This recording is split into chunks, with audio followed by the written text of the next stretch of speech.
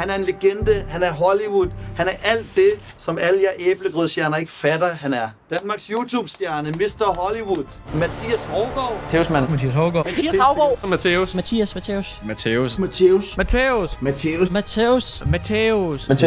Hougaard.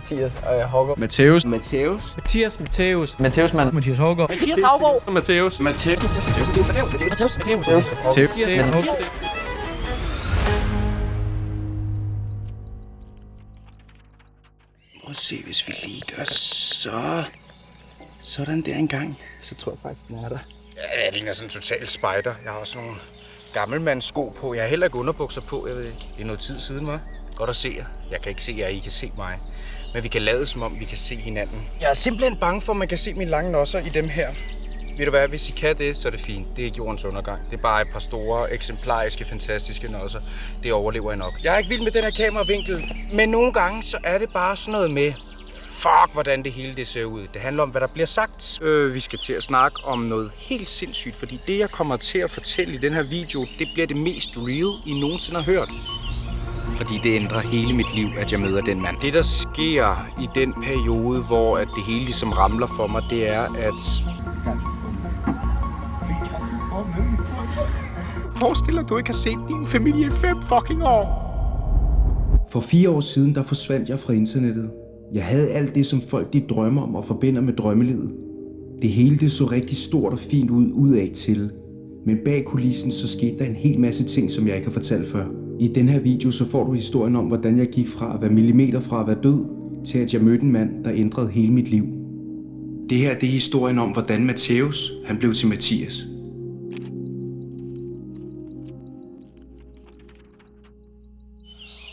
Jeg har afgivet et løfte, der lyder på, at jeg aldrig nogensinde vil fortælle en løgn igen, fordi rigtig meget af mit liv har været fyldt med løgne. Grunden til, at det har været fyldt med løgne, det er jo fordi, jeg i bund og grund bare ikke har været stolt af mig selv. Så ja, så det vil jeg ikke mere. Jeg vil gerne være mig selv. Der er jo det der ordsprog, der hedder, vær dig selv. Hvem skulle du ellers være? Så nu vil jeg bare gerne være mig selv den her gang.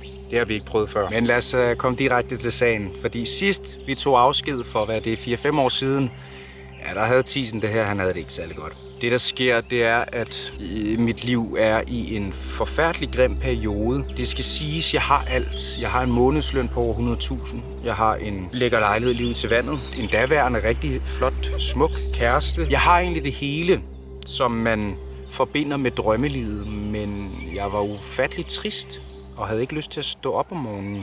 Så det var jo ikke noget drømmeliv. Det, der sker i den periode, hvor at det hele ligesom ramler for mig, det er, at allerførst så har jeg et dødstab i min familie. Au! Jeg får stadigvæk gåsehud den dag i dag over det. Og kan også mærke, at der er en tåre på vej. Det var bare slet ikke særlig skægt. Det var et dødsfald, som sprang en bombe i min familie. Og til dem, der kender mig, så ved man edderbanke mig godt, at hvis der er noget, der betyder noget for mig, så er det min familie.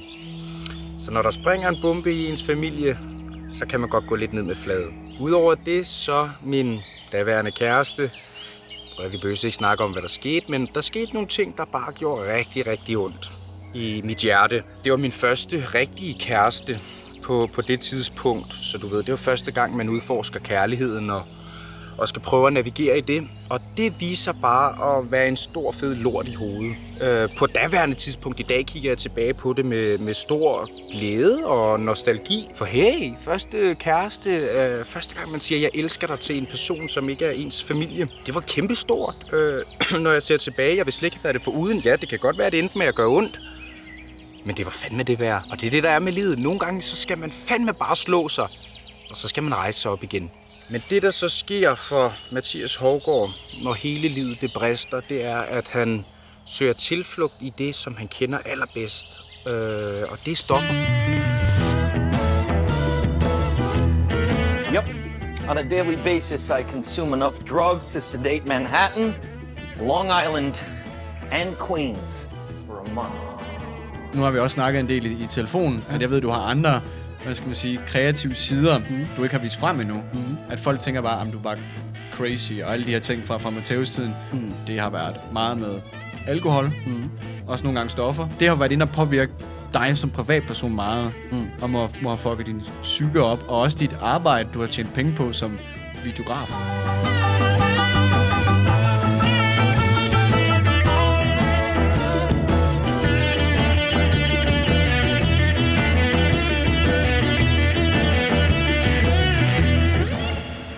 Jeg har aldrig nogensinde taget stoffer på grund af, at jeg kunne lide det.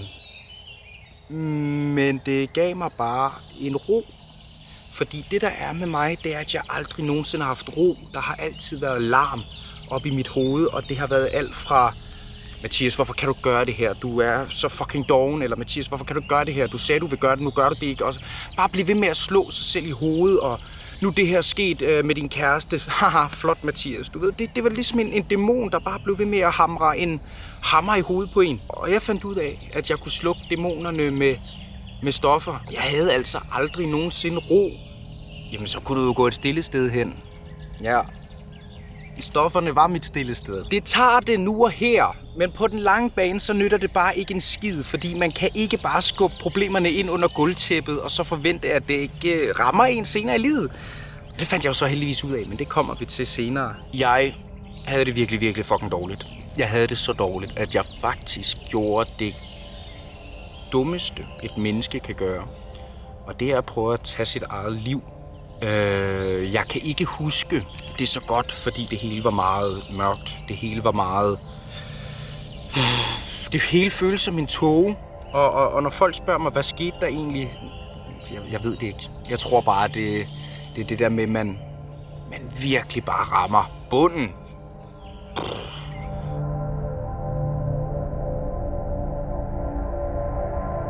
Jeg tager rigtig mange stoffer på det her tidspunkt. Også efter, at jeg har prøvet at tillide af mig selv. Og jeg bliver ved. Og jeg bliver ved, og jeg bliver ved, og jeg bliver ved. Og det der er, når man tager stoffer, det er, at man selvfølgelig også sårer folk omkring en. Ikke med handlinger, men mere med, at de kunne jo se på mig, at jeg var på stoffer. Ja, men jeg kæmper frem og tilbage. Jeg prøver at stoppe med stoffer. Det går lidt bedre i en periode. Jeg ryger i stoffer igen. Så stopper jeg med stoffer og begynder at drikke i stedet. Ender i alkoholbehandling. Under hele den her tid, så har jeg stadigvæk det hele. Det er det, der er så forbandet underligt ved det. Hvordan kan et menneske have det så dårligt, når man har det hele? Fordi, kære venner, drømmelivet er ikke det, som I tror, det er. Det, som jeg tror, der var det største og mest fundamentale problem i mit liv, det var, at når jeg stod op om morgenen, så havde jeg ikke en grund til at stå op om morgenen. Der var ikke noget power i mig. Der var ikke noget, jeg skal det her, jeg vil det her med mit liv. Jeg skal opnå det her, fordi man kan sige, allerede relativt tidligt i mit liv, der får jeg jo et helt sygt forhold til penge, fordi jeg tjener så mange penge, og de... Skal vi bare sige sådan her i kort fortalt, altså, jeg mistede lidt grebet om virkeligheden, fordi det hele det blev så urealistisk som en Hollywood-film. Stopped into a church, I passed along the way. Well, I got down on my knees, and I pretend to pray, yeah. Vi bliver nødt til at spole frem til et års tid siden. Det, der sker, det er, at jeg tager til Afrika, og det er her, at det begynder at blive rigtig godt.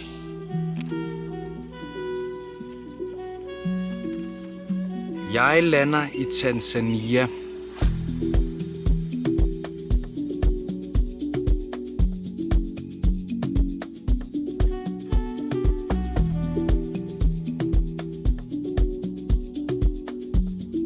Det, jeg kommer til at fortælle jer nu, jeg kan godt forstå, at nogen de kommer til at sidde, ja, det er godt med dig. Jeg svæver på, at det her, det er min oplevelse. Hvad end det er, så kan jeg give jer et svar på, hvad det er. Men det ændrer hele min virkelighed.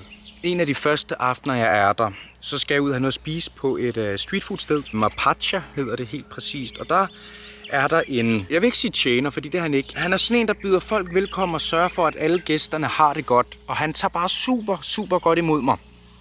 Han hedder George. Og til jer, der har fulgt med på sociale medier, så ved I godt, hvem George er. Men nu vil jeg gerne lige fortælle jer hele historien, fordi det ændrer hele mit liv, at jeg møder den mand. Med det samme, så kan jeg både mærke, se og høre, at George, han er ikke som alle de andre i det område, jeg er i. Lad mig lige prøve at formulere det rigtigt, fordi det, jeg siger nu, det er godt nok ikke særlig pænt, men det er sandt. I det område, jeg er i, der er folk meget low arousal. De er meget rolige. Det er ro på, pole, hakuna matata. Vi skal nok nå det. Han har rent faktisk noget mellem ørerne.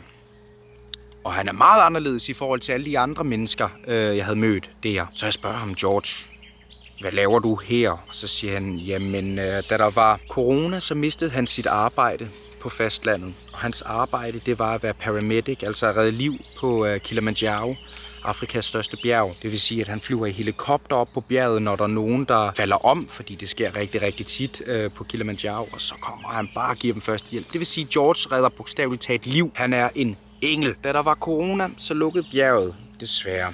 Og det betyder, at George, han ikke har noget arbejde. Og dernede, der kan man jo altså bare ikke lige komme på kontanthjælp eller dagpenge, ligesom man kan i Danmark, så heldig er de slet ikke. Bonusinformation. George, han tjente på det her streetfood-sted 350 kroner om måneden. This is my room, brother. I just put the mattress down. Yeah, this is my room. Here is where I sleep. I send this video, but I feel real tears. I cry. It's very painful. But this is life, and nothing I can do about this. Det, der sker, det er så, at corona det trækker ud og så videre, så hans paramedic license, det udløber. Og det koster 1.800 kroner at få det renewed. Det har en mand, der tjener 350 kroner om måneden, bare ikke penge til. George, han bliver nødt til at flytte fra fastlandet over til Zanzibar. Der er 20 timer fra Zanzibar til, hvor han kommer fra med sin familie. Han bliver nødt til at sige farvel til sin familie. Han har ikke set sin familie i 5 år på det her tidspunkt, hvor jeg møder ham. Og som jeg har givet udtryk for indtil videre, jeg er et kæmpe familiemenneske, så jeg kan jo virkelig sætte mig i sted med den her mand og hans situation. Men George og jeg, vi har en rigtig god connection. Jeg har brug for noget information omkring stedet, fordi jeg godt kunne tænke mig at besøge det noget oftere. Det var paradis og så videre. Han gav mig al den informationen og ville ikke have noget igen. Meget underligt, og det er jo det, der er så fantastisk ved Afrika, det er, at de bare er gode mennesker. De er ikke vant til at få noget, så de forventer heller ikke at få noget. Men George, han skulle have et eller andet. Nu kan jeg faktisk mærke, at jeg bliver rørt. Fordi det her, det er måske mit stolteste øjeblik i hele mit liv. Vi beslutter os for, at George, han skal selvfølgelig ikke arbejde på Zanzibar mere og være så langt væk fra sin familie. Han har ikke set sin familie i 5 år. 2 bitte små børn. Hans søster, nej. Vi får skaffet 15.000 kroner til George, så han kan komme tilbage til Kilimanjaro og sin familie og få sit license renewed. Kilimanjaro. Hello, my brother! Thank you!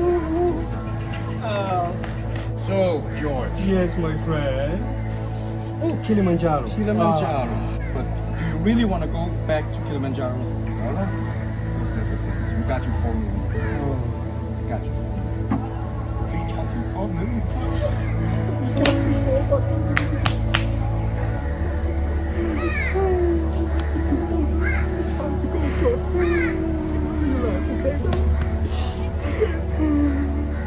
Ej, jeg kan huske det billede, hvor han står med sin familie igen. Det er så fantastisk, at vi kunne gøre den forskel for en mand, der havde det så svært, fordi det var så tydeligt at se, at han var knækket. Han kommer tilbage på Kilimanjaro, og vi gav ham så mange penge med, at han kunne ikke blot få renewed sin license, han kunne også få en ekstra uddannelse, der gjorde, at han kan tjene endnu flere penge. Det ændrer for mig, det er, at jeg blev så obsessed med den her mission om at gøre noget for George, at det føltes som om, og det her, hvor folk de kan sidde sådan, what the fuck? Men det er min oplevelse.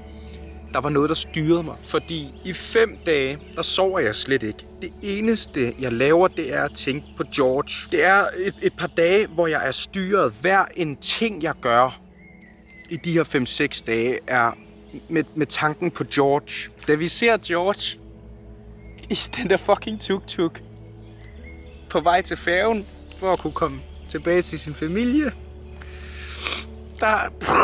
der sker der en eksplosion i min hjerne på den gode måde. Det føles bare så rigtigt. Ja, det var fucking godt. Det var vildt fucking godt. Det er den bedste følelse, jeg nogensinde har haft. Det er turning point, mand.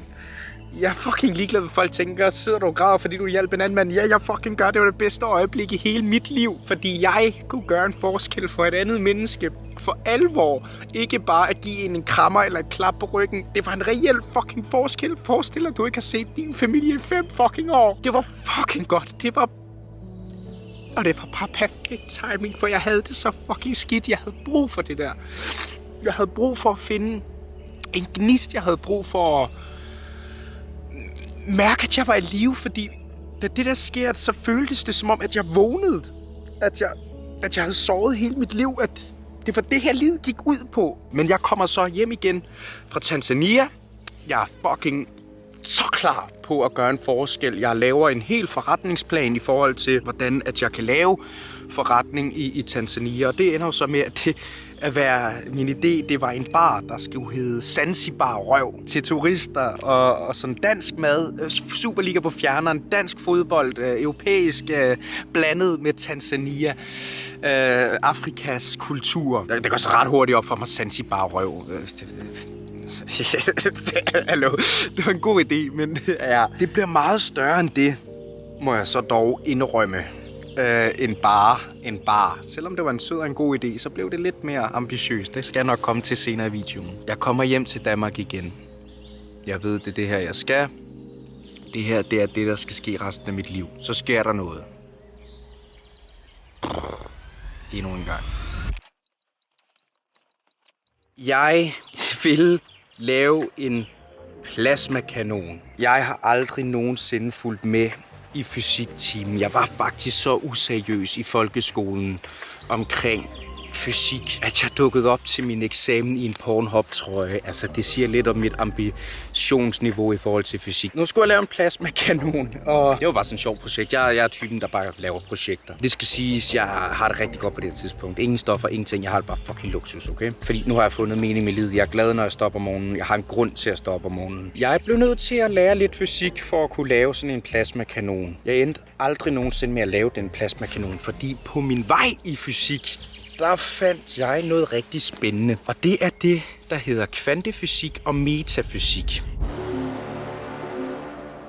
Forestil dig uendelig mange små vibrerende strenge af energi, som spiraler, der svinger. Forestil dig, guitarstrenge over det hele. Det er det, alt er bygget op af. Alting fra sten til stjerner til tanker er i bund og grund energi, der vibrerer med forskellige frekvenser. Det er noget Carl Jung, Nikola Tesla og Niels Bohr og så videre. De virkelig dykket meget ind i de her ting. Det har aldrig interesseret mig sådan noget, men lige pludselig fangede det mig bare. Gudske tak og lov for det. For det ændrer hele min virkelighedsforståelse. Så forstår jeg lige pludselig, hvordan virkeligheden fungerer. Hey, nu har jeg lige fortalt dig, hvor svært jeg har haft det. Livet er en fucking leg. Livet er det letteste i verden, okay? Jeg skulle bare lige forstå, hvordan først, og det var metafysik skyld i, at jeg kunne forstå. Man bestemmer selv sin virkelighed. Det er det, jeg kan indskrænke det til, hvis jeg skal tage alt min viden omkring metafysik og putte det ind til én sætning. Du bestemmer helt ærligt selv, om du rejser dig op lige nu. Jeg har fortalt jer, at jeg ikke har underbukser på, men at man bare tager sine bukser af. Det bestemmer selv. Værsgo, mine damer og herrer. Man bestemmer også selv, om man lige tager bukser på igen her. Du sidder sådan her, som en lille skolepige. Du bestemmer alt selv. Du bestemmer helt selv alt. Nej, der er jo regler og lov. Nej, glem det. Du bestemmer selv, hvad du gør. Det eneste, man skal koncentrere sig om, det er, hvad man selv gør. Det er lige meget med alt andet. Sluk din telefon. Det er dit liv, det handler om. Ej, Mathias, du kan da ikke bare tage bukserne af. Det bestemmer jeg selv. Jamen, så synes folk, du er underlig. Ja, men det er jo en konsekvens af mit valg. Bare lige være et skridt foran. Hvad sker der, når jeg gør det her? Tænk, gør. Worst fucking case. Who even cares? Hvis du stiller dig nøgen op på strøget lige nu, folk har glemt det om 15 sekunder, fordi folk i dag har hovedet så langt op i deres egen røv, og deres dopaminreceptorer er alligevel så bollet, at det er lige meget. Det er glemt lige om 15 sekunder alligevel. Så at jeg ligner en idiot lige nu. Who gives a flying fuck. Jeg skal dø. Jeg skal dø på et tidspunkt, okay? Det er lige meget. Det er røvlig meget, og det lærte metafysik mig at forstå. Det, der så lige er med i metafysik, det var så også universets regler, universets love, manifestering, law of attraction, alle de her ting. Jeg lever mit drømmeliv på grund af manifestering. Hvis du ikke ved, hvad manifestering er, lær det. Og hvis ikke du ved, hvor du skal lære det, Tisen, han skal nok lære dig det. Du kan ikke blive noget, du ikke er. Du kan ikke få noget, du ikke allerede har. Den her verden er så skideskør. Og hvad der foregår op i dit hoved, det foregår kun op i dit hoved. Du skal være delusional. Du skal bare lade som om det allerede er sket. Du skal kunne mærke det, smage det, føle det. Og så sker det. Det er den meget forenklede udgave af manifestering. Alt, hvad der sker i dit liv lige nu, det har du manifesteret. Du har tænkt det, og så er det sket. Er vi enige? Så er bare et eksempel. Vi siger bare, at du arbejder i Netto. Har du manifesteret det?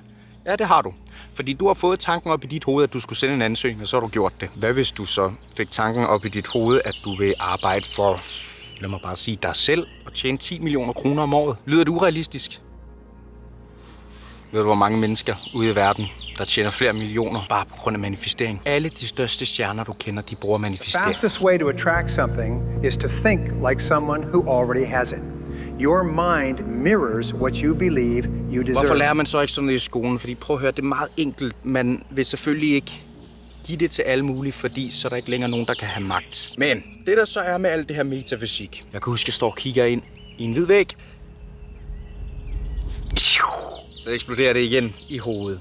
Lige pludselig forstod jeg det hele. Begyndte at læse alle de hellige og gamle skrifter. De 14 apokryfer, der blev fjernet fra Bibelen. Wonder why. Og så blev jeg sur. Så blev jeg rigtig sur, fordi så fandt jeg ud af, at der er kraftet med nogen, der styrer lortet. Og de styrer det ikke for, at det skal være godt for mennesker. Det hele er egentlig bare en scene. It's all fake. Det hele er en illusion, okay? Så gik der lige præcis 2 dage. Så kigger jeg ind i den hvide væg igen. Endnu en eksplosion. Den her gang, så var det en fredfyldt eksplosion. Hvis det før, det var en kæmpe brud, så var det her mere sådan fisen. Og så kom der et hjerte. Hvad er det modsatte, jeg havde? Det er kærlighed, så det er lidt det, jeg mener med et hjerte. Det hele det drejer sig jo alligevel bare om, hvordan jeg lever mit liv. Fuck, hvad alle andre gør. Måske jeg kan påvirke nogen på min vej til at få det bedre. Det, der sker, da den der eksplosion kommer, fordi jeg begynder at undersøge det, jeg tænker, der er et eller andet helt galt på øverste etage. Hvad sker der? Det hedder en spirituel opvågning. We all are one. Sort, gul, hvid, planter, dyr, mennesker. We are one. Og det vælger jeg jo så at gøre noget ved på den gode måde. Hey, vi er alle sammen sammen om det her. Alle mine politiske holdninger, alle mine banale tænkning og tankegang forsvandt. Fordi, hey, vi er jo alle sammen på samme hold. Hvorfor glemte jeg det? Jeg glemte, at vi alle sammen, vi er jo bare mennesker.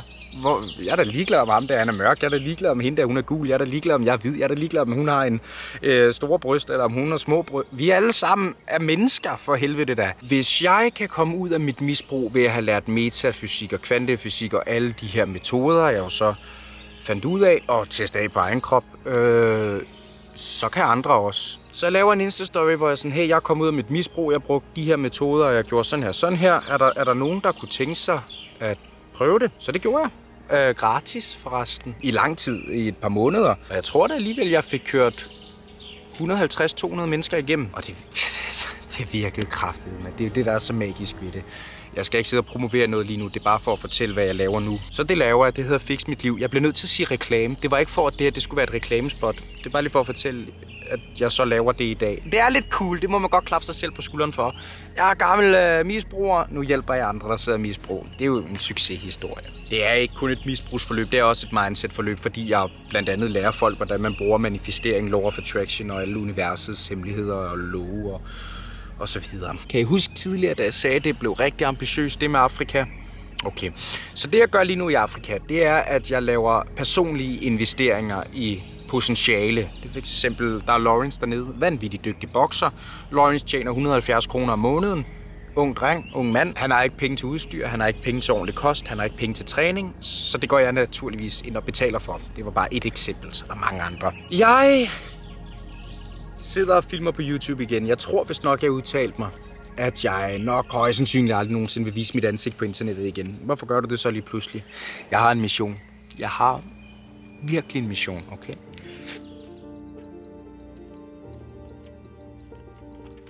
Men nu er jeg tilbage på YouTube, og hvorfor er jeg det?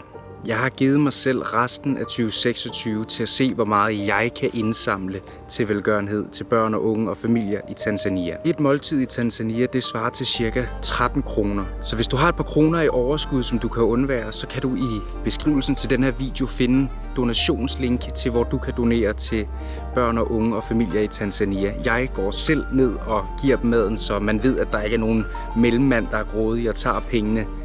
Det skal jeg nok sørge for, og jeg kommer selvfølgelig til at lave YouTube-videoer ud af det. Hvis du er sådan en type, der er sådan, nej, jeg vil kraftedeme med ikke bare give børn og familier mad i Tanzania. Jeg vil gerne selv have noget ud af det. Men så kan du også godt det.